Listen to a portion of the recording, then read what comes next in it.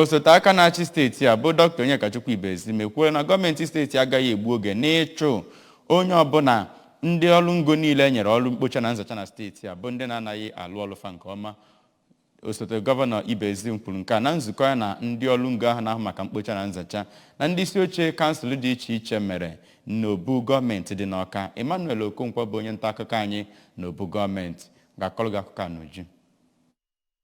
Achị steeti a bụ Dọkịnta Ibezim onye kwupụtara na ọchịchị ọkammụta Chukwuma Soludo bụ nnọọ nke na-agbasi mbọ ike ịhụ na enwere ogige ebe obibi dị ọcha ya nakwazi nke na-enweghị ọya ofufe dị iche iche n'ime ya nye ndị Anambra n'oge na-adịghị anya. Kwupụtara na gọọmenti Soludo agaghị ekwe ka o nwee ihe ọbụla ga-egbochi ya bụ ebumnobi o nwere wee nye steeti a. Dọkịnta Ibezim gara n'iru gwa ndị ahụ na-ebupụ ahịhịa niile dị na mpaghara niile nke steeti a ka ha bụ nnọọ ndị ga-agbasi mbọ ike ị na-ebupụ ahịhịa ahụ ụbọchị ọbụla, ebe ọ kọwara na ọ bụ na ha ga-amalite ịdị na-ebupụ ahịhịa ndị ahụ n'ebe a na-ekposagasị ha n'ụbọchị ọbụla, na nke a ga-enye aka ịhụ na obodo Anambra steeti dị ọcha ma chawapụ bụrụ ejiamaatụ na mba ụwa gbaa gburugburu. Osote aka na-achị steeti a bụ Dọkịnta Ibezim gara n'iru kwe nkwa na ọchịchị Soludo ga-agbasi mbọ ike inye ndị ahụ na-ebupụgasị ahịhịa ndị ahụ nkwado pụrụ iche, ọkachasị n'ihe gbasara ịdị na-akwụ ha ụgwọ ha otu o kwesịrị, ebe ọ kpọkụrụziri ndị ọchịchị nchere oge nke kansụl niile dị na steeti a ka ha bụ ndị ga-agbasi mbọ ike ịdị na-enye ndị ahụ na-ebupụ ahịhịa ahụ nkwado otu o kwesịrị ma na-enebekwa anya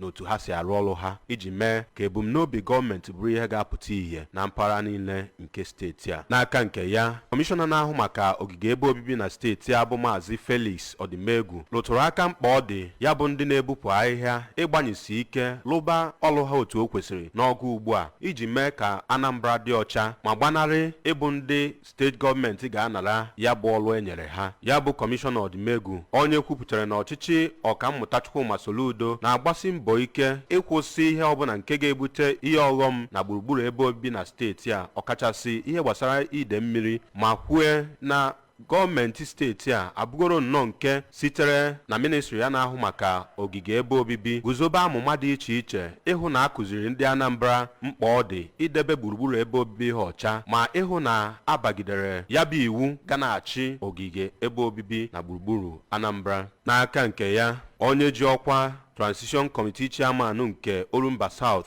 bụ Chief Sunday Uchendu toro nnọọ gọọmenti steeti a maka mbọ dị iche iche ọ na-agba ịhụ na steeti a dị ọcha ma nwere onwe ya pụọ n'ọya ofufe dị iche iche nke adịghị ọcha na-ebutegasị, kwee nkwa na ndị ọchịchị nchere oge niile nọ na steeti a ga-agbanyesi ike ịlụ ọrụ ha otu o kwesịrị, ọkachasị n'inye ndị ahụ na-ekpopụ ahịhịa na gburugburu Anambra niile nkwado otu o kwesịrị ma neba anya n'otu ha si alụ ọrụ ha. A nọrọ na ya bụ ihe mmemme nye ndị ahụ na-ekpopụ ahịhịa na steeti Owerri ka ha kwuo ihe bụ uche ha n'otu ha si wee chọọ ịlụ ọrụ ahụ gọọmenti nyere ha, ya nakwazi otu ha si wee chọọ enyemaka gọọmenti steeti a iji wee mee ka ha na-alụ ọrụ ha otu esi wee tụọ anya n'aka ha. Site n'obi gọọmenti dị n'Awka, abụ m Emmanuel Okonkwo.